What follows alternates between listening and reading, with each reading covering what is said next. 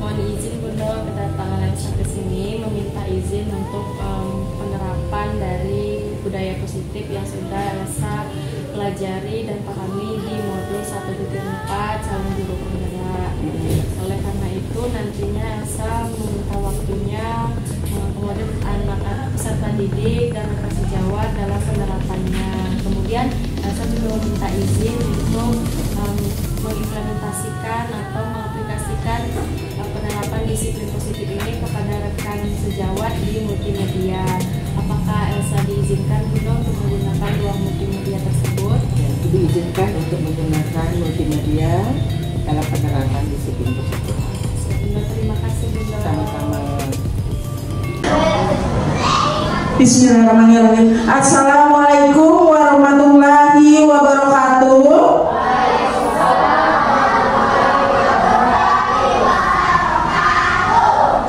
Ya, baik, terima kasih. Selamat siang dan salam sejahtera untuk kita semua. Yang terhormat Ibu Kepala Sekolah SD Negeri 47 Kota Jambi serta yang mewakili.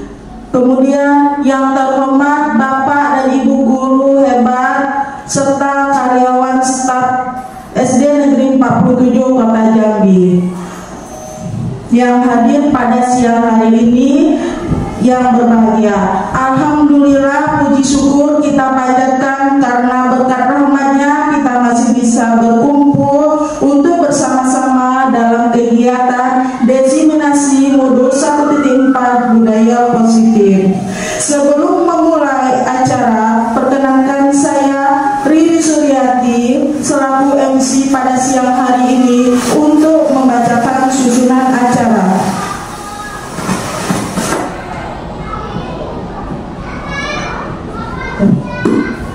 Acara pertama dibuka dengan pembukaan, kemudian acara kedua menyanyikan lagu Indonesia Raya, acara ketiga kata sambutan dari Ibu Kepala Sekolah atau yang mewakili, acara keempat yaitu acara inti tentang diseminasi budaya positif yang akan dilakukan oleh dua calon guru penggerak SD Negeri 47 Kota Jambi, dan yang terakhir adalah penutup. Baiklah, acara pertama sudah berlangsung yaitu pembukaan. Acara kedua kita menyanyikan lagu Indonesia Raya. Dimohon Bapak dan Ibu berdiri.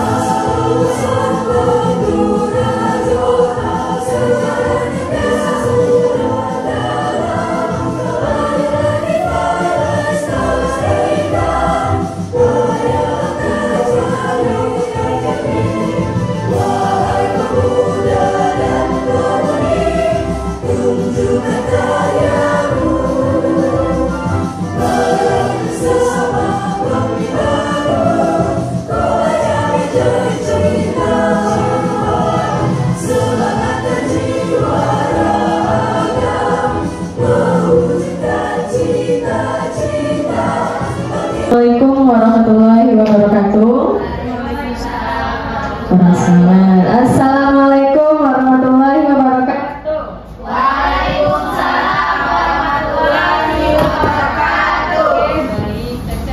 Cek. Baik Bapak Ibu, izinkan saya memaparkan sedikit mengenai diseminasi modul 1.4 mengenai budaya positif, yang mana kemarin sudah menyambung lidah dari CGP rekan saya. Jadi sedikit Bapak Ibu, singkat padat, semoga jelas. Oke, langsung saja ke bagian pertama. Izinkan saya memperkenalkan. Izinkan saya memperkenalkan orang-orang hebat yang berdiri pada saat saya mulai terperosot. Mereka menyemangati dan tidak bukan juga semangat yang luar biasa dari suami saya. Baik, yang pertama ada Bapak Slamet Pamungkas IPD, fasilitator CGP Angkatan 11 Kota Jambi. Kemudian Ibu Arpani dan EPD, Kepala Sekolah SD Negeri 47 Kota Jambi. Dan Ibu Nuraila selaku pengajar praktik saya dalam CGP Angkatan 11 Kota Jambi. Kemudian kita lanjut ke slide selanjutnya. Tujuan pendidikan menurut Ki Hajar Dewantara, bahwasanya tujuan pendidikan itu adalah menuntun segala kodrat yang ada pada anak-anak agar mereka dapat mencapai keselamatan dan kebahagiaan yang setinggi-tingginya, baik sebagai manusia atau sebagai anggota masyarakat. Oleh sebab itu, pendidikan itu hanya dapat menuntun tumbuh. Jadi ibaratnya kita sebagai jembatan Bapak Ibu. Kita tidak dapat mengubah arah anak-anak itu, tapi lebih kepada mengarahkan peserta didik kita sesuai dengan kodrat alam dan kodrat zamannya. Lanjut, apa itu budaya positif? Nah, budaya positif yang ada di sekolah yaitu nilai dan kebiasaan yang nanti akan menjadi kebudayaan di sekolah yang berpihak pada murid agar mereka dapat berkembang menjadi pribadi yang kritis, penuh hormat, dan bertanggung jawab sesuai dengan profil pelajar Pancasila. Oke, ada berapa tadi Bapak Ibu profil pelajar Pancasila? Ada? Bapak saya makan malah ngeblank ya. Oke, baik. Langsung saja saya ingin bertanya nih. Kita menilai, memilah, kemudian menganalisa apakah di sekolah kita di SD Negeri 47 Kota Jambi ini sudah memiliki budaya positif Bapak Ibu. Jangan dulu di lingkungan sekolah, di kelas kita saja dulu. Sudah? Apakah ada keyakinan kelas di kelas kita? Ada. Di lingkungan sekolah? Ada. Contohnya apa? Salaman. Oke, setiap pagi Senin, Rabu kita selalu bersalaman dengan peserta didik kita, tidak hanya Senin dan Rabu, malah melainkan hampir dari hari Senin sampai hari Jumat. Oke, baik Bapak Ibu, kita lanjut. Nah, ternyata konsep utama dari budaya positif itu ada 6. Yang pertama, perubahan paradigma belajar. Nah, perubahan paradigma belajar tidak hanya terjadi pada proses pembelajaran, tapi bagaimana cara kita sebagai guru untuk merubah yang awalnya, misalnya ketika kita dulu ingat waktu SD yang Fitri selalu guru yang berkoar, padahal anak murid mempunyai bahan ajar seperti buku belajar. Nah, kita merubah dari teacher center tadi menjadi student center. Jadi murid kita yang memikirkan, apalagi kita banyak model-model pembelajaran yang bisa kita gunakan.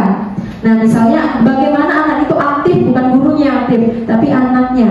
Kemudian disiplin positif. Nah, nanti akan saya jabarkan disiplin positif ini ada apa saja. Kemudian kebutuhan dasar manusia, restitusi lebih kepada posisi kontrol guru, kemudian keyakinan kelas dan segitiga restitusi. Sampai di sini cukup jelas Bapak Ibu? Apakah saya kecepatan? Kecepatan ya. Oke, selanjutnya. Nah, apa itu perubahan paradigma belajar dalam membangun budaya positif? Nah, sekolah dapat menyediakan lingkungan yang positif, aman dan nyaman agar siswa mampu berpikir, bertindak dan menciptakan dengan merdeka. Merdeka di sini bukan arti bebas sebebasnya ya Bapak Ibu, tapi merdeka lahir dan batin. Masih ada bentuk-bentuk kita pengawasan kita terhadap anak, kemudian mandiri dan bertanggung jawab. Disiplin sangat berkaitan dengan kontrol guru. Jadi gimana kelas itu aktif itu dilihat dari wali kelasnya. Ada kelas yang pasif, nah itu bisa jadi dari wali kelasnya. Nah, kemudian kita mari mencoba. Ini sama seperti yang disampaikan kemarin oleh rekan saya mengenai buka tutup tangan. Nah, sedikit ketika kita mencoba mengepalkan tangan, coba Bapak Ibu kita angkat dulu tangannya, goyangkan sedikit. Oke, tangan kanan coba. Oke. Nah, sekarang Bapak Ibu yang bagian kanan angkat tangan kiri. Bapak Ibu yang berada di bagian kanan, yang di kanan Bapak Ibu perhatian sebelah sini. Nah, yang di sebelah sini, yang sebelah kanan, coba angkat tangan kirinya, kiri, oke, kiri. Sekarang Bapak Ibu ada di depannya tutup botol, ada, boleh dicoba sebentar. Tutupnya saja, tutupnya Bapak Ibu genggam. Oke, Bapak Ibu genggam. Tutupnya ya Pak Seta, tidak sama botol-botolnya. Oke, tutupnya. Nah, kemudian Bapak Ibu yang berada di sisi kiri, coba ambil. Coba ambil, bukan dibantu bekapnya ya. Coba diambil.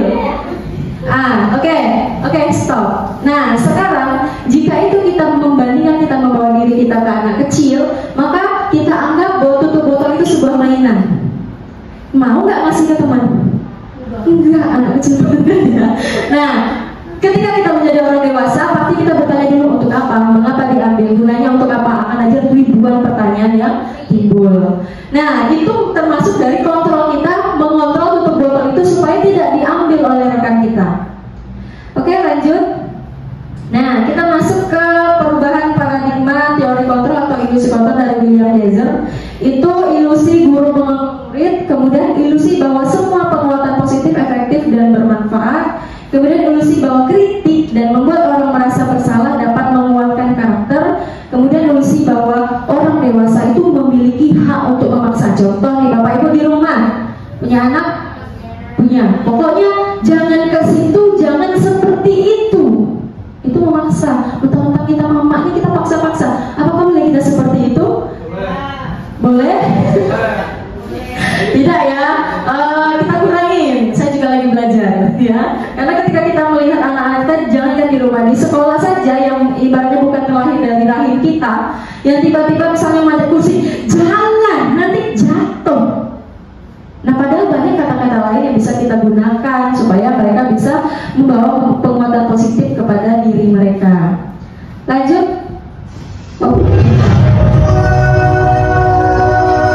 Oke, ini merupakan penerapan disiplin positif yang, ini ada kesalahan, paradigma pembelajaran baru yang saya terapkan di kelas.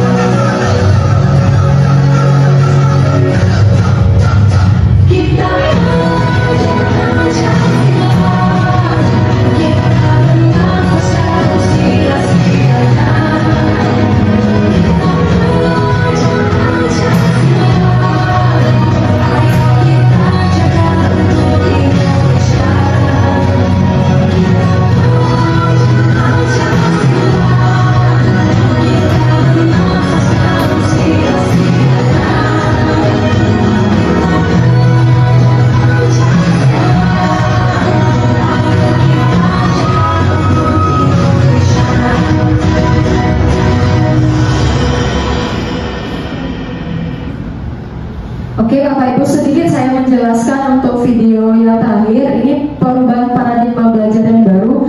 Biasanya ketika kita melakukan refleksi, itu kan biasanya bisa kita lakukan di akhir pembelajaran. Nah, apalagi kalau misalkan pembelajaran itu berlanjut. Nah, kadang kan ada matematika yang belum selesai. Nah, misalnya baru latihan, materinya habis, atau jamnya habis. Nah, ini bisa kita terapkan pada saat keberlanjutan dari materi sebelumnya. Keberlanjutan dari materi sebelumnya ini bisa kita gunakan refleksi dari latihan formatif ke refleksi. Nah, refleksi ini bisa kita tidak hanya mungkin ada gambar-gambar senyum seperti itu, tidak, tapi kita lebih kepada kita buat pose. Nah, saya orang pramuka jadi suka yang nge-pose seperti itu. Nah, jadi ketika kita buatkan pose, mereka silakan memilih mereka berdiri mau di mana. Jadi tidak ada paksaan, sesuai dengan pemikiran mereka. Oh, saya belum paham ini, maka saya berdirinya di saya kurang paham. Nah, berarti kurang paham itu kita membutuhkan atau kita perlu bimbingan yang lebih kepada anak yang belum paham. Kemudian ada yang saya paham dan saya sudah paham. Nah, ketika ada yang saya paham, ada soal. Nah, soal matematika berhubung dengan pembelajaran matematika itu mereka ada soal di situ. Mereka boleh memilih sesuai dengan materi pembelajaran. Kemudian yang saya sudah paham berarti anak-anak yang benar-benar sudah fix nih, mereka sudah paham konsepnya, mereka sudah paham materinya, mereka sudah paham rumusnya. Nah, mereka boleh memilih mereka mau tantangan selanjutnya berupa soal atau mereka memilih untuk saya mau bantu teman saya yang belum paham. Nah, alhamdulillahnya pada saat itu mereka memilih untuk membantu teman-temannya. Jadi mereka dibagi, misalnya ada 3 nih yang sudah paham, yang benar-benar sudah paham, mereka pakai tim. Nah, akhirnya kelompok itu dibuat oleh mereka sendiri. Nah, benar-benar akan kesadaran mereka sendiri. Oke, kita lanjut. Selanjutnya disiplin positif. Nah, apa itu disiplin positif? Disiplin artinya kita mematuhi segala peraturan, bukan kesepakatan, tapi peraturan. Dalam budaya, kita kata disiplin dimaknai sebagai sesuatu yang dilakukan oleh seseorang pada orang lain untuk mendapatkan sebuah kata kepatuhan. Nah, kecenderungan umum adalah menghubungkan kata disiplin dengan ketidaknyamanan. Misalnya, di sekolah kita harus memakai sepatu berwarna hitam. Nah, sedangkan pada saat zaman sekarang, ingat kita sebagai guru menuntut anak berdasarkan kodrat alam dan zaman. Nah, pada saat zaman kita, waktu itu kita masih menjabat sebagai peserta didik, itu memang banyak sepatu yang full hitam. Nah, pada zaman sekarang itu susah sekali dicari, sudah banyak model-modelnya, apalagi yang model gambar Mickey Mouse di sepatunya. Nah, kita harus mempunyai kelonggaran, tidak harus memiliki kata yang benar-benar disiplin, patuh. Nah, kita bisa memberikan model sepatu yang seperti yang kita lakukan di sekolah, itu yang atasnya boleh hitam, bawahnya listnya boleh putih, tetapi tetap ada batas-batasannya seperti tidak boleh memakai tali sepatu berwarna putih atau magico hibinium. Nah, selanjutnya disiplin adalah kemampuan memerintah diri sendiri dalam mengontrol dan menguasai diri untuk memilih tindakan yang mengacu pada nilai-nilai yang kita hargai dengan penuh tanggung jawab tanpa terperintah orang lain. Nilai-nilai yang kita hargai adalah nilai kebajikan, sifat positif manusia yang merupakan tujuan mulia yang ingin dicapai setiap individu, yaitu nilai-nilai dalam profil pelajar Pancasila. Oke, lanjut. Ini contoh terbalik ya, penerapan disiplin positif di sekolah.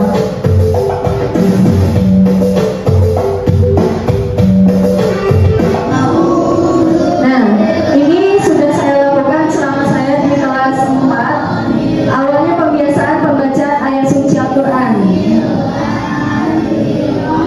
Nah, ini salah satu penerapan disiplin positif Bapak Ibu. Jadi membaca Al-Quran ini 15 menit sebelum mereka belajar.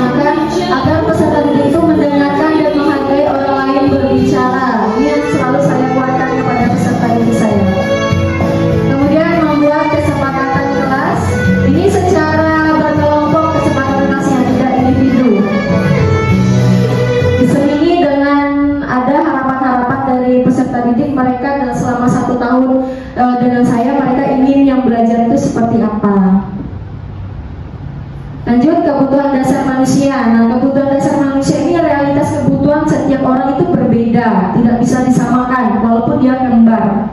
Nah, kemudian kita harus berusaha memahami pandangan orang lain tentang dunia. Setiap orang itu berbeda, nggak bisa seenak-enak kita. Nah, ada apa saja? Ada survive atau bertahan hidup, kemudian kebebasan, penguasaan, kesenangan, dan kasih sayang, dan rasa ingin diterima. Oke, selanjutnya nih Bapak Ibu, kita coba berandai-andai. Kita andaikan diri kita sebagai ibu. Ibu siapa? Ibu Irma. Nah, Ibu Irma ini guru kelas 6 di SD Negeri Pelita, sedang bingung menghadapi ulah salah satu murid di kelasnya bernama Randi. Beberapa anak telah datang dan mengeluh Randi yang sering meminta bekal makan siang mereka dengan dipaksa. Jika Anda menghadapi situasi seperti Ibu Irma, apa yang akan Anda lakukan? Menurut Anda, kira-kira apa alasan Randi melakukan hal tersebut?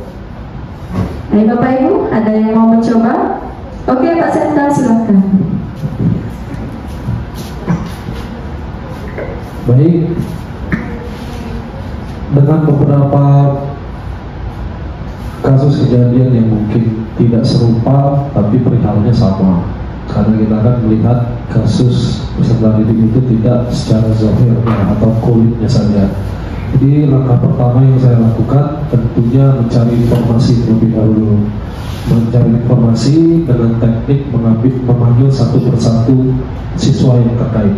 Dan tentunya si Randi karena pelaku. Karena Randi ini kan kita nggak tahu alasan dasarnya dia meminta bekal makan siang itu kan bisa jadi karena lapar atau tidak diberi di rumah atau perhatian kurang. Itu yang pertama dilakukan. Kemudian baru kita akan bisa memberikan tindakan-tindakan berikutnya atas informasi yang diberikan oleh si Randi tersebut. Namun tidak puas di saat itu saja. Terkadang jika ini dilakukan secara berulang, ada baiknya kita memanggil orang tua terkait. Karena tentunya kejadian di sekolah dan tindakan yang dia terima di rumah kadang terbalik dengan apa yang dipaparkan. Mungkin itu. Oke, baik, terima kasih atas respon dari Pak Seta, bahwasanya benar, kita tidak bisa langsung aja kamu ini ngapain minta makanan teman. Kita harus cari tahu dulu mengapa dia sering meminta paksa makanan teman tadi. Nah, dari kasus ini beranjak dari kasus yang seperti ini, makanya saya mengadakan setiap di disiplin positif itu makan bersama. Nah, makan bersama ini di jam istirahat. Nah, jadi dengan harapan untuk mengecilkan kemungkinan ada peserta didik saya yang merasa lapar, mungkin karena memang dia tidak makan dari rumah atau uang jajannya tertinggal, atau memang anak ini berasal dari keluarga yang tidak mampu. Nah, ada lagi Bapak Ibu yang mau memberikan tanggapan? Saran? Oke, tidak ada, kita lanjut sedikit. Saya memberikan saran karena kita kurikulum merdeka itu kan sudah melakukan yang namanya asesmen awal. Nah, dari asesmen awal itu kita bisa melihat nih, tapi yang non kognitif gimana seharusnya kebutuhan peserta didik kita tersebut. Pasti asesmen awal itu kita petakan, jangan hanya ditaruh di dalam laci. Oke, kita lanjut. Nah, dari hasil analisa kasus tadi tentang siapa tadi Bapak Ibu? Bu Irma dan Randi. Nah, dalam konteks penerapan disiplin positif, Ibu Irma itu sebaiknya mencari tahu, benar apa yang dikatakan Pak Seta. Kita harus mencari tahu nih, kenapa anak itu seperti itu, dengan melakukan tindakan tersebut agar mengetahui kebutuhan mana yang sedang berusaha yang dipenuhi oleh Randi. Nah, kebutuhan itu pertama tadi ada survive atau kebutuhan bertahan hidup. Nah, bertahan hidupnya gimana? Randi ini merasa lapar dan orang tuanya tidak membawakannya bekal siang. Saya yakin di sekolah dasar kita dulu juga seperti itu. Benar tidak? Benar ya, tidak hanya Randi, kita dulu sebagai peserta didik juga seperti itu. Kemudian kebebasan atau free. Randi ini merasa bosan dengan bekal yang dibawakan orang tuanya karena selalu bekal yang sama. Misalnya nasi goreng terus, sedangkan temennya ada nugget, ada apa kebab, atau lagi dan sebagainya yang mungkin dia suka. Memang orang tuanya tidak bisa memfasilitasi makanan tersebut. Kemudian rasa kasih sayang dan rasa diterima, love and belong. Nah, teman Randi jadi memperhatikan Randi. Benar nggak? Misalnya nih ketika kita membawa bekal nasi goreng, pasti kok bukan nasi goreng terus, nggak berubah. Apa kesukaan apa orang tuanya tiap hari seperti itu. Nah, kemudian ada kesenangan, fun. Nah, Randi hanya iseng dan dia menikmati ekspresi wajah temannya yang kesal. Misalnya gini, Bu, Ibu? Coba dipegang. Kan saya senang lihat ekspresi gini kan. Nah itu, nah mungkin si Rani ini merasa senang ketika kawannya tuh bongok-bongok seperti itu kan. Nah itu bisa jadi harus kita lihat dari hasil asesmen awal tadi, ada kelainan nggak dengan anak ini. Nah kemudian kekuasaan atau powernya, dia merasa hebat ketika dia menuruti keinginannya. Nampak muka kawannya yang cemas seperti itu, dia merasa wow, aku hebat, bisa membuat teman aku menangis. Nah kan ada anak-anak yang seperti itu. Nah itu yang harus benar-benar kita tuntun. Oke, selanjutnya motivasi perilaku manusia nih, ada teorinya. Ada motivasi eksternal tadi, motivasi yang berasal dari luar diri seseorang. Apa itu? Menghindari ketidaknyamanan atau hukuman. Nah kemudian motivasi eksternal, internal ya Bapak Ibu. Eksternal juga masih nih untuk mendapatkan imbalan. Kalau tadi menghindari rasa tidak nyaman, kalau ini untuk mengharapkan imbalan. Misalnya saya piket hari ini disuruh nyapu, ya benar bocah ya, disuruh nyapu saya ngepel, tambah mengharap pujian dari guru. Nah itu kan termasuk pada motivasi eksternal. Nah kemudian internalnya apa? Sebenarnya tujuan dari disiplin positif ini untuk menumbuhkan nih motivasi internal. Nah untuk menghargai diri dia sendiri. Nah seperti itu. Oke, lanjut. Nah, yang selanjutnya ada hukuman dan konsekuensi. Nih, ada kasus lagi Bapak Ibu. Anak kurang menguasai pelajaran matematika, sehingga pada saat pelajaran tersebut berlangsung, dia lebih banyak berdiam diri atau menggambar di buku pelajarannya. Banyak ya Bapak Ibu, apalagi peserta di kelas 1 ya Bu Fitri. Disuruh berhitung, dia menggambar, ya. Nah, kemudian pada saat guru matematikanya, Pak Seno menanyakan pertanyaan, Ana menjadi gugup dan tak sengaja menjatuhkan tas dari kursi, serta tiba-tiba menjadi gagap, gugup hampir bersamaan ya Bapak Ibu. Nah, pada saat berupaya yang seluruh kelas pun tertawa melihat perilaku anak itu yang bicara tergagap dan terkejut. Ini kita ngegap ya, ibaratkan seperti itu. Nah, Pak Seno pada saat itu membiarkan teman-teman anak menertawakan anak yang tergagap dan malu luar biasa, dan malah kan minta anak untuk maju ke depan dan berdiri. Sudahlah dia gagok, disuruh pula maju ke depan. Terbayangkan kan Bapak Ibu mau jadi apa ini anak ini nantinya? Ini udah mental ya Bapak Ibu ya. Nah kemudian untuk maju ke depan dan berdiri di depan kelas sambil menunjuk hidungnya karena tidak bisa menjawab pertanyaan Pak Seno. Kelas makin gaduh dan anak-anak pun tertawa melihat anak di depan kelas memegang ujung hidungnya. Jadi seperti ini Bapak Ibu ya, yang tidak bisa jawab matematika dipegang hidung. Nah ini yang muncul di sini ada hukuman dan konsekuensi dari kasus ini. Nah dari kasus ini yang hukuman yang mana Bapak Ibu?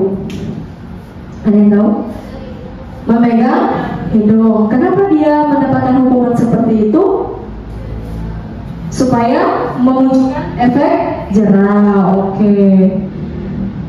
Nah, pertanyaannya, apakah Bapak Ibu ini setuju dengan tindakan Pak Seno terhadap anak? Oke, Bu Nana, kenapa Bu Nana tidak setuju?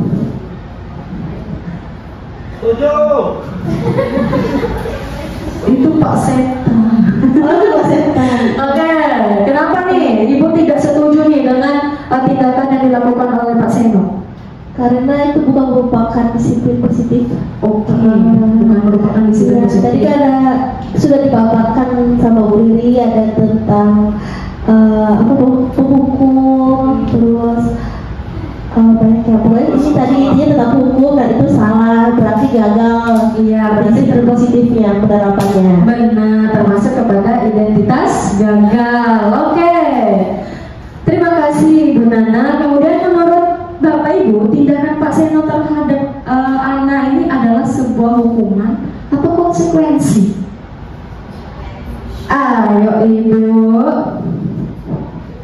Oke, menurut Ibu Rizky, tindakan Pak Seno ini merupakan sebuah hukuman untuk anak atau sebuah konsekuensi?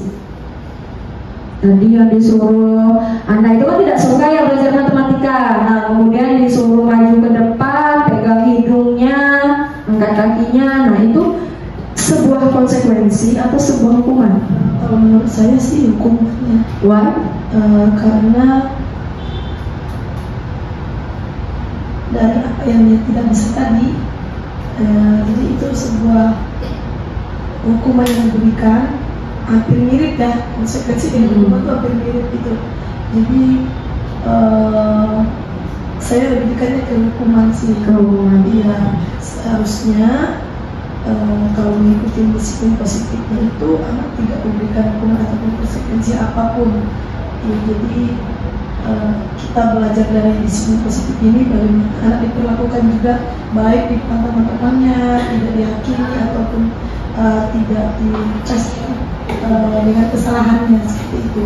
Jadi saya lebih ini ke hukuman. Ya, sebagai hukuman. Oke, terima kasih Ibu Rizky.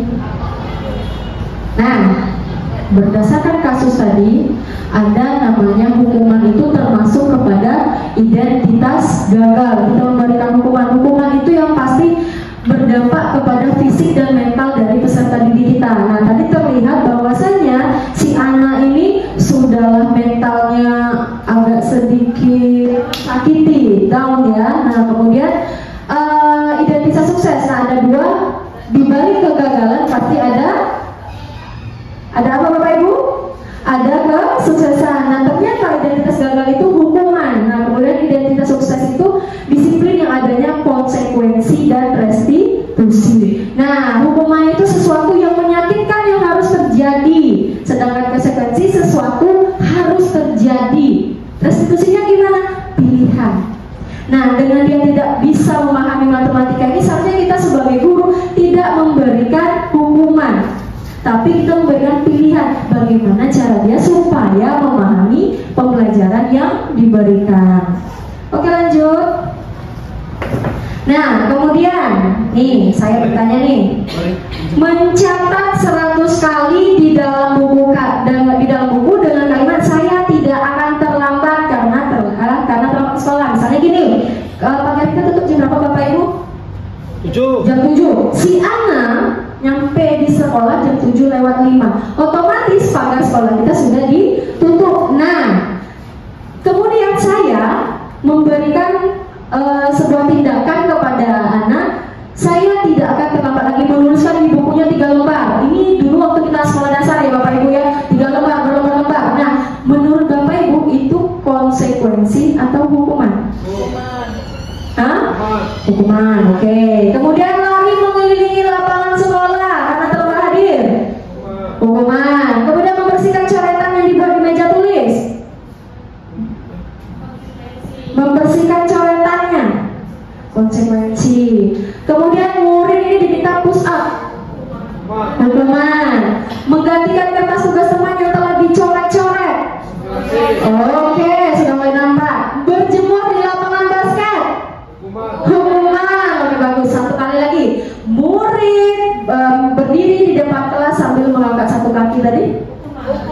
Hukuman. Oke, berarti yang dilakukan Pak Seno terhadap anak adalah sebuah hukuman. Oke, luar biasa. Oke, kita lanjut kepada yang keberapa ini ya, mengenai restitusi atau posisi kontrol guru. Nah, ada sebagai penghukum, ada sebagai pembuat rasa bersalah, sebagai teman, sebagai pemantau, dan sebagai manajer. Nah, apa itu? Kita lihat satu persatu. Nah, ini 5 posisi kontrol ini dikatakan sebagai ada tadi identitas gagal, identitas berhasil atau sukses, dan berhasil suksesnya yang ini. Yang gagal ternyata ada 2 Bapak Ibu. Ketika kita sebagai penghukum dan ketika kita sebagai pembuat rasa bersalah. Contoh, buku temannya robek. Nah, kita berandai-andai lah. Nah, coba tadi tidak dipegang buku kawan, tidak akan robek kan? Nah, akhirnya apa? Anak itu, oh iya ngapain tadi aku megang buku kawan. Nah, sebenarnya pada saat itu kita sudah mencoba untuk mengontrol diri dari peserta didik. Nah, kemudian yang berhasil ini ada apa aja? Ada 3 tingkatan, sebagai teman, sebagai pemantau, dan sebagai manajer. Nah, ini sudah tidak asing lagi ya bagi kita seperti ini. Nah, kemudian, aduh, udah potong-potong. Pertanyaan selanjutnya, saya kecewa sekali dengan kamu. Ini posisi kontrol yang mana? 2. Apa itu 2? Membuat rasa bersalah. Pembuat rasa bersalah. Oke. Kamu tidak pernah benar melakukan ini itu. 2. Apa itu 2? Membuat rasa bersalah. Ayolah, lakukanlah untuk ikut baik sekali deh. Apa ini? Posisi kontrol yang mana? Sebagai teman, samalah kita misalnya nih, ini anak-anak kos biasanya, ayolah kawani lah beli nasi bungkus, sekarang kamu aku kawani, masa aku tidak mau kawani. Nah itu biasanya sebagai teman. Nah lanjut, apakah kamu mendapatkan stiker, apa ini, stiker bintang hari ini? Sebagai apa ini? Apakah kamu mau mendapatkan stiker bintang hari ini? Sebagai pemantau. Oke. Nah, selanjutnya bagaimana kamu bisa menyelesaikan masalah ini? Aku manajerial. Kamu selalu yang paling terakhir, tak berubah-berubah. Sebagai pembuat rasa bersalah. Oke. Hukum ternyata. Lanjut ya Bapak Ibu, ini penerapan posisi kontrol yang saya laksanakan di kelas. Ini hampir sama dengan yang kemarin. Kita nonton sebentar ya Bapak Ibu. Ini ada artis-artis 47 di dalam sini.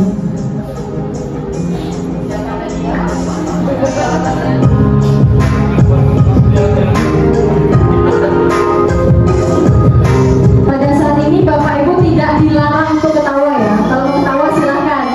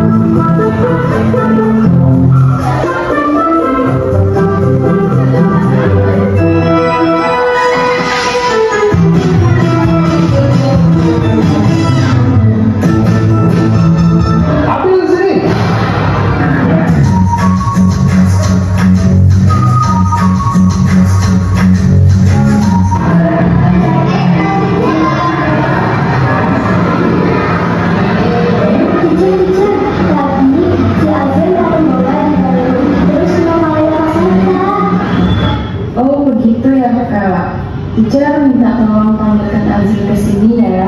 Terima kasih atas informasinya. Sama-sama teacher. Ada Pak Masih Azri ya. Teacher, Assalamualaikum.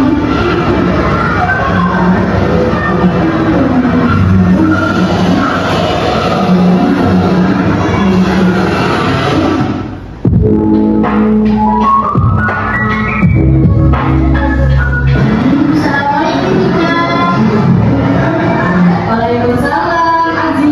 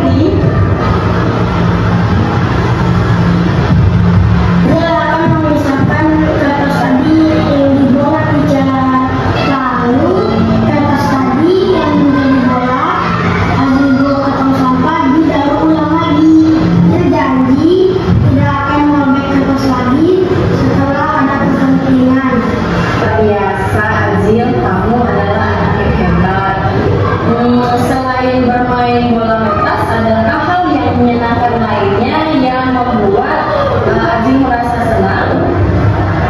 Oh, ada tiga, ada suka bermain catur.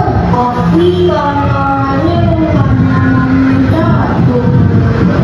Oh begitu, jadi Azil mau belajar bermain catur. Kalau ada yang membimbing Azil berlatih bermain catur ya.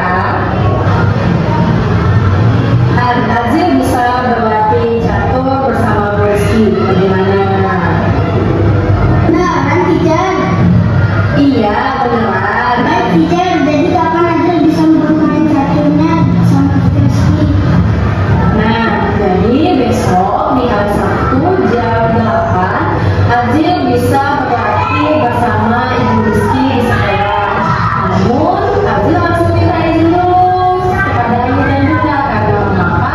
Karena itu di hari di luar jam sekolah seperti biasanya. Oke? Oke teacher. Oke, Azil, terima kasih atas kedatangannya ke sini. Nah, berhubung waktu sudah siang, Azil silakan pulang ya. Tadi Ica sudah menyampaikan ke ayah Azil untuk menunggu Azil di ruang guru. Baik teacher, terima kasih banyak teacher. Oke, hati-hati di jalan. Sampaikan maaf ibu kepada ayah dan bunda ya. Dadah teacher, assalamualaikum.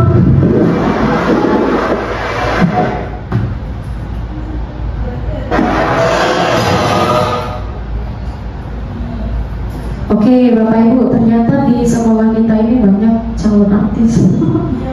Iya, bukan hanya dari peserta didiknya, Bapak Ibu gurunya juga. Walaupun di sana Bu Kikinya tidak saya munculkan, tapi sudah ada aura-aura artis itu. Ini kalau berkeberlanjutan nanti ada Ibu Kiki nih. Oh iya, tahu nggak Bu siapa yang kelempar? Dicerita yang di belakang. Kayaknya ada dendam apa gitu ya, bermain boom kayak gitu. Oke, kita lanjut kepada yang selanjutnya tentang keyakinan kelas. Nah, keyakinan kelas ini adalah nilai-nilai kebajikan. Nah, nilai-nilai kebajikan universal di Indonesia itu apa Bapak Ibu? Profil pelajar Pancasila. Nah, kalau di kurikulum 2013 itu tentang pendidikan karakter. Nah, kemudian prinsip-prinsip universal tersebut yang disepakati bersama secara universal, lepas dari perbedaan agama, suku, negara, dan bahasa. Nah, menurut apa ini namanya Bu? Dosen, bukan Gojek ya. Dosen pada tahun 1998. Bapak Ibu yang muda-muda apakah sudah lahir ini? Belum ya. Nah, suatu keyakinan akan lebih memotivasi seorang itu dari dalam dirinya atau yang disebut dalam motivasi intrinsik. Nah, seseorang akan lebih bersemangat untuk menjalankan keyakinannya daripada hanya sekedar mengikuti peraturan. Kalau kita mengikuti yang namanya peraturan berarti adanya pemaksaan. Mau nggak mau harus mau. Oke, selanjutnya. Nah, selalu kembalikan buku ke tempatnya. Nah, ini merupakan dari bentuk kebajikan dari tanggung jawab. Nah, kemudian dilarang mengganggu orang lain. Nah, ketika kita membuat keyakinan kelas, harus menghindari kata jangan, tidak boleh, atau dilarang, menggunakan kata-kata yang positif ya Bapak Ibu. Oke, selanjutnya pembentukan keyakinan kelas. Nah, keyakinan kelas itu bersifat abstrak daripada peraturan yang lebih rinci dan konkret. Kemudian keyakinan kelas berupa pernyataan yang universal. Jadi semua orang paham. Tidak hanya pahamnya di kelas, misalnya di kelas saya 4A. Yang paham anak-anak 4A aja enggak, tetapi anak 4B sampai 4E itu bisa memahami pernyataan dari keyakinan kelas tersebut. Nah, keyakinan kelas itu dibuat dalam bentuk positif dengan menghindari 3 kata seperti jangan, tidak boleh, atau dilarang. Nah, biasanya dilarang parkir itu sebuah keyakinan atau kesepakatan kelas atau sebuah peraturan. Oke, keyakinan kelas hendaknya tidak terlalu banyak. Nah, jangankan kita guru seabot-abot peraturan atau keyakinan kelas, peserta didik kita juga seperti itu. Dia tidak mau yang baru nengok belum baca nih Bapak Ibu, dari atas sampai bawah belum baca, baru nengok lalita mereka. Apalagi sebagai guru yang banyak sekali instruksi atau peraturan-peraturan yang mengikat. Tapi itu tidak mengurangi apa Bapak Ibu? Tidak mengurangi keprofesionalan kita sebagai guru. Nah, kemudian keyakinanlah sebaiknya sesuatu yang dapat diterapkan di lingkungan tersebut. Kemudian semua warga kelas ikut berkontribusi dalam pembuatan keyakinan kelas lewat kegiatan curah pendapat. Nah, Bapak Ibu, izin bertanya nih Bu Fitri, ketika membuat keyakinan kelas, bentuk pembuatan keyakinan kelasnya adalah berupa apa? Individu atau kelompok? Kalau kelas 1 ya, biasanya kami saya tanya dulu satu persatu kan. Kalau seandainya namanya anak kelas 1 ini kan kadang-kadang belum bisa nulis, belum bisa tahu huruf. Jadi kadang-kadang mereka yang mengucapkan, saya yang menuliskannya. Ya, jadi kami bertanya secara lisan. Jadi kami buat itu tanya satu persatu. Nanti saya sebagai gurunya lagi, kalau sekiranya ini sama, berarti kan apa ya istilahnya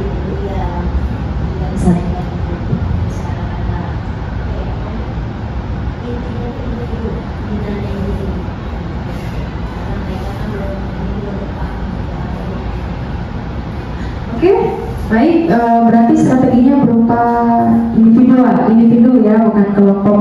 Oke, Bu Ocha,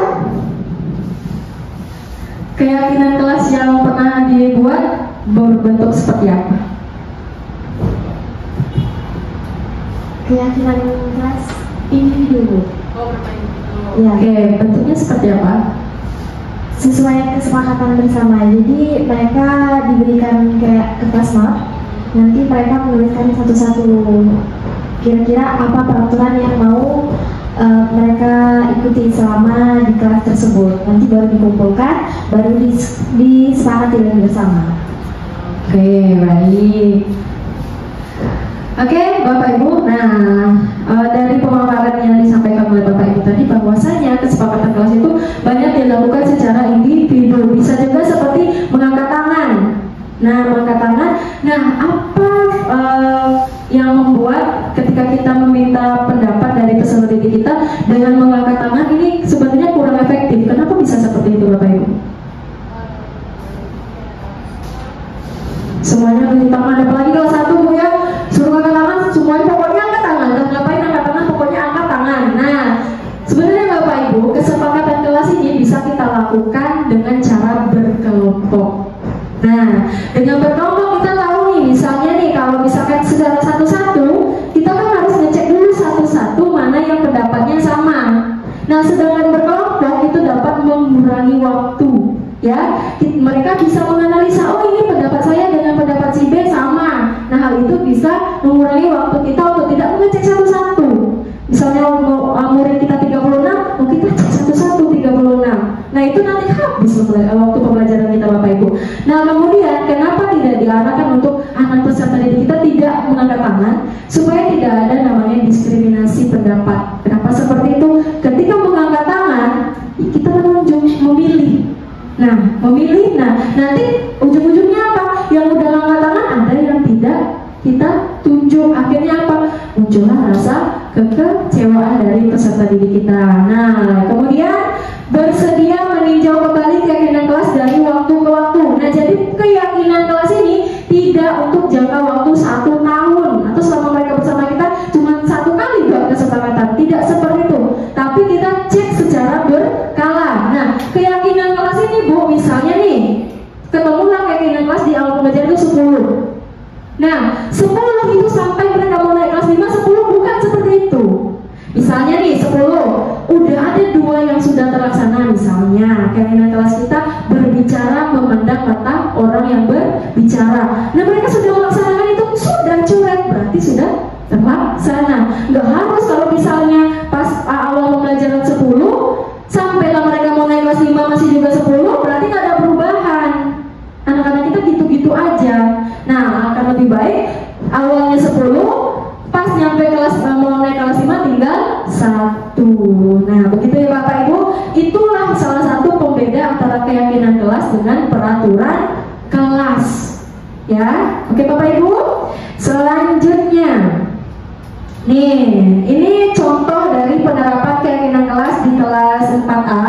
Nah, mereka bersama-sama di papan tulis itu saya bagi, ada harapanku, ada kesepakatan kelas, dan ada peraturan kelas. Nah, dari situ mereka bisa membedakan, oh peraturan kelas itu tadi menggunakan dilarang, tidak. Nah, melainkan kalau kesepakatan kelas itu menggunakan kata-kata yang positif. Kemudian kesepakatan kelas tadi setelah mereka berkelompok itu ada nanti akhirnya, ujungnya. Nah, ujungnya akan terbuat yang seperti gambar di atas, itu kesepakatan kelas, dan saya meminta murid saya untuk membuat kesepakatan kelas dalam bentuk digital. Nah, mereka buat di Canva. Ini salah satu contoh, ya. Saya tidak bisa mencaplokkan semua ke 35 bentuknya di situ. Oke, selanjutnya segitiga restitusi. Nah, segitiga restitusi ini sama dengan posisi kontrol tadi Bapak Ibu. Sudah saya terapkan, di mana penerapannya ketika anak itu berbuat salah, maka akan ada proses menciptakan kondisi bagi murid untuk memperbaiki kesalahan mereka, sehingga mereka bisa kembali pada kelompok mereka dengan karakter yang lebih kuat. Jadi ketika misalnya anak kita tadi yang kena kepala pasar, tapi seperti itu, Bapak Ibu lihat kan muka dia ke ruang pramuka tadi seperti apa? Nah, itu alami, saya tidak menyuruh itu seperti itu. Itu alami mukanya seperti itu. Nah, kalau kita saja jangan kan kena guru, kena teman saja pasti ada anak itu memunculkan rasa cemas, panik. Nah, gimana cara kita untuk mengkondisikan perasaan anak tadi? Nah, supaya tidak ada rasa mereka untuk takut. Kadang kan ada peserta didik kita ini yang ketika kita panggil saja dulu, mereka sudah terbirit-birit lari. Apalagi mereka tahu ketika mereka sudah berbuat salah. Nah, jadi gimana supaya kita tidak angker lah menurut murid kita. Kemudian membantu murid menjadi lebih memiliki tujuan, disiplin positif, serta memulihkan dirinya setelah berbuat salah. Membantu murid untuk jujur pada diri sendiri dan mengevaluasi dampak dari kesalahan yang dilakukan. Memberikan penawaran bukan paksaan. Jadi menurut Ki Hajat Dewantara Bapak Ibu, menuntun peserta didik kita itu bukan untuk supaya tidak ada unsur apa? Supaya tidak ada unsur paksaan. Nah, di dalam pembelajaran juga seperti itu. Jangan kita meminta murid kita itu harus melakukan ini, harus melakukan itu. Biarkan mereka berkreasi. Nah, pada saat pembelajaran berdiferensiasi itu bisa kita gunakan kreativitas murid kita. Nah, sedikit saya menyinggung sedikit tentang pembelajaran berdiferensiasi. Itu ada 3 strategi yang bisa kita gunakan. Ada? Bukan. Ada diferensiasi konten, proses, dan produk. Nah, di situ bisa memunculkan tadi kembali ke paradigma belajar yang baru tadi. Nah, itu sedikit saya menyinggung. Kemudian memberikan penawaran bukan paksaan ini, kita meminta anak setelah mereka berbuat salah, kena kepala Pak Serta, jangan kita langsung ngejas. Jempol lah. Ini kalau orang yang buat merasa bersalah, jempol lah. Coba tidak usah main bola di situ. Nggak pun di lapangan baik. Nah, kan ada kita yang seperti itu. Kemudian kita memberikan hukuman. Hukuman ini termasuk kepada identitas gagal. Tidak sebaiknya kita lakukan seperti itu. Nah, dalam segitiga restitusi ini ada tahapan yang kita lakukan. Nah, yang pertama itu kita menstabilkan identitas. Nah, pada saat menstabilkan identitas ini, kita jangan menganggap anak itu mereka berbuat salah apalagi kepada guru. Nah, kita seolah-olah masalah, gimana lah tuh? Ya, kita menimbulkan banyak pertanyaan kepada anak dia, tapi kita harus melakukan setiap orang itu pernah berbuat salah. Nggak hanya murid-murid ya, nggak hanya peserta didik. Kita sebagai guru terkadang salah ucap. Nah, apalagi anak kecil. Kemudian kita meyakinkan bahwa murid-murid kita tuh bukan mereka saja yang pernah berbuat salah. Kemudian masuk kepada validasi tindakan yang salah. Setelah kita stabilkan identitasnya, kita masuk kepada validasi tindakan yang salah. Kita tanyakan mengapa, apa sebab akibat mereka berbuat sedemikian. Ya, ternyata ketika bermain bola di Balero tadi kena kepala Pak Seta? Karena ada unsur ketidaksengajaan. Nggak bisa kita langsung nyuruh anak itu, cepat temui Pak Seta minta maaf, nggak boleh seperti itu. Ya, walaupun ujung-ujungnya kita meminta anak itu untuk meminta maaf. Nah, kemudian cari cara yang lebih efektif tanpa harus langsung tutup poin. Ya, kemudian kita bisa tentukan alasannya mengapa melakukan itu tadi, karena ada ketidaksengajaan. Kemudian menanyakan keyakinan ini bisa kita sambungkan dengan keyakinan kelas kita. Dua kesalahannya. Yang pertama bermain bola di Balero. Yang kedua apa? Ini sangat musim nih di SD 47 nih, yang dimainkan bola anak itu dari apa Bapak Ibu? Dari kertas. Nah, padahal di kelas kita sudah punya keyakinan tidak boleh. Apakah menggunakan kata tidak boleh? Jadi nggak boleh. Jadi kita menggunakan kata robeklah kertas sesuai dengan instruksinya. Misalkan ketika anak itu kuis, Bapak Ibu, nah itu mereka biasanya robek kertas. Buku yang dirobek kertas itu buku khusus. Gak semua, misalnya mereka ada matematika, buku matematika catatan yang dirobek, bukan seperti itu. Tapi ada buku khusus yang bisa dirobek. Nah, salahnya anak-anak ini yang dirobeknya itu buku belajarnya yang dijadikan bola, kemudian dilem. Sebenarnya ini kreatif Bapak Ibu, cuma kreatif yang merusak. Nah, kemudian lanjut. Nah, tahapan segitiga resolusi ini yang pertama itu menstabilkan identitas tadi.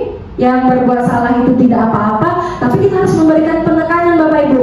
Ketika kita berbicara berbuat salah itu tidak apa-apa, jangan sampai berpikir anak kita nanti mengulang. Kata bicara saya tidak apa-apa, bolehlah ulang lagi.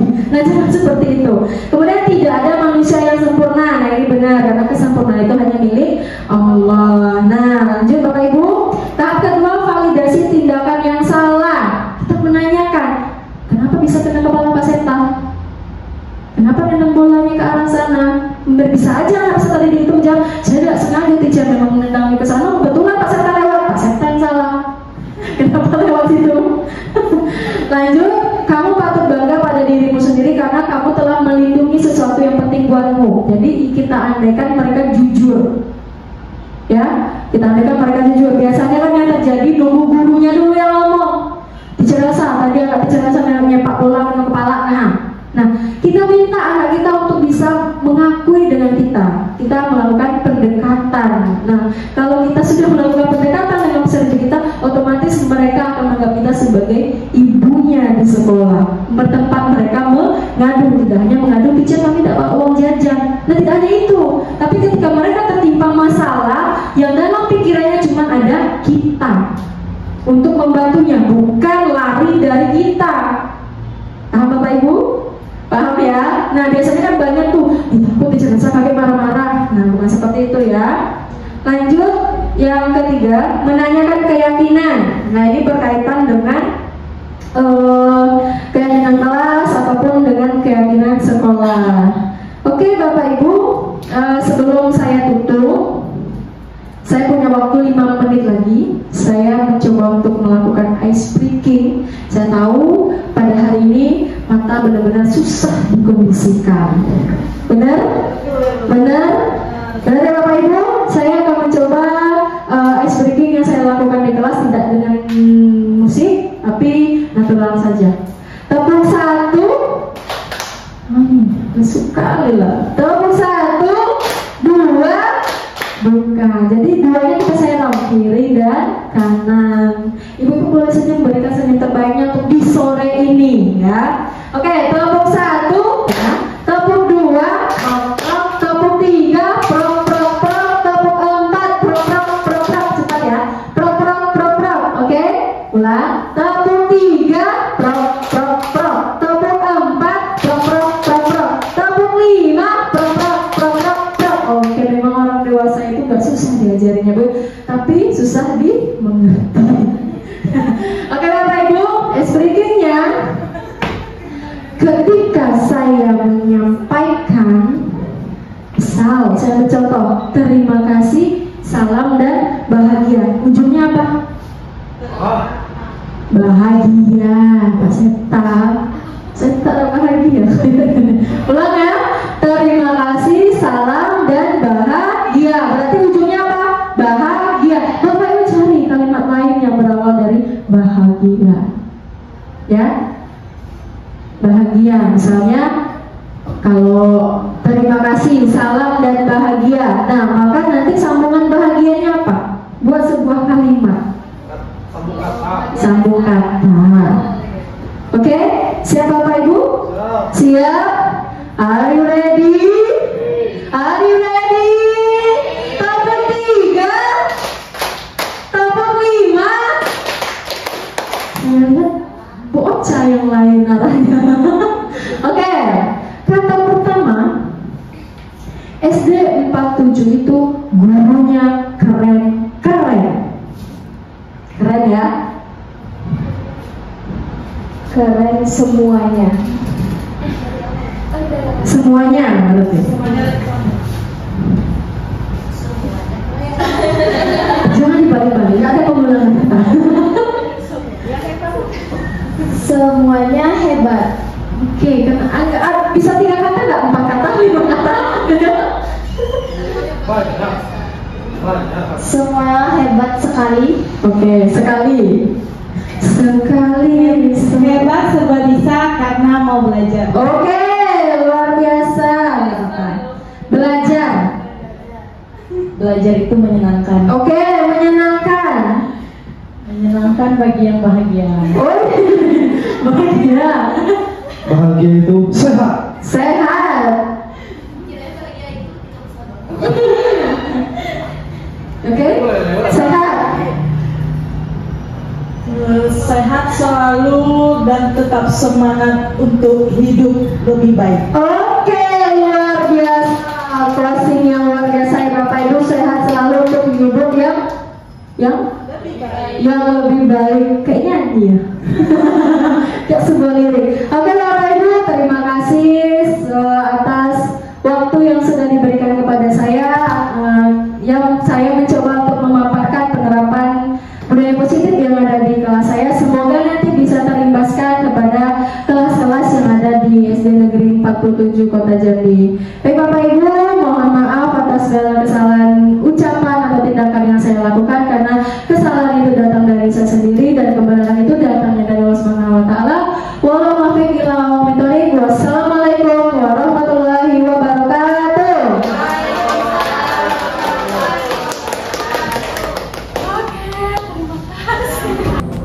Assalamualaikum warahmatullahi wabarakatuh. Saya Riri Suryati, rekan sejawatnya Ibu Elsa Imenda, yang mana Ibu Elsa Imenda sedang melaksanakan kegiatan pendidikan calon guru penggerak angkatan 11. Di sini Ibu Elsa Imenda telah menyampaikan kegiatan diseminasi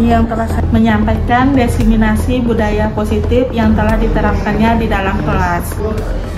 Dari hasil penyampaian diseminasi Ibu Elsa Imenda, banyak sekali yang akan saya terapkan kembali. Budaya positif yang telah disampaikan Ibu Elsa Imenda untuk saya terapkan kembali di dalam kelas. Harapan saya dengan penyampaian budaya positif oleh Ibu Elsa Imenda itu nanti akan saya terapkan kembali di dalam kelas saya, dan harapan saya mudah-mudahan Ibu Elsa Imenda tetap mengimbaskan pembelajaran budaya positifnya kepada rekan sejawat yang lainnya. Untuk Ibu Elsa Imenda sukses selalu dan semoga lulus calon guru penggerak. Sukses selalu untuk Ibu Elsa Imenda calon guru penggerak angkatan 11.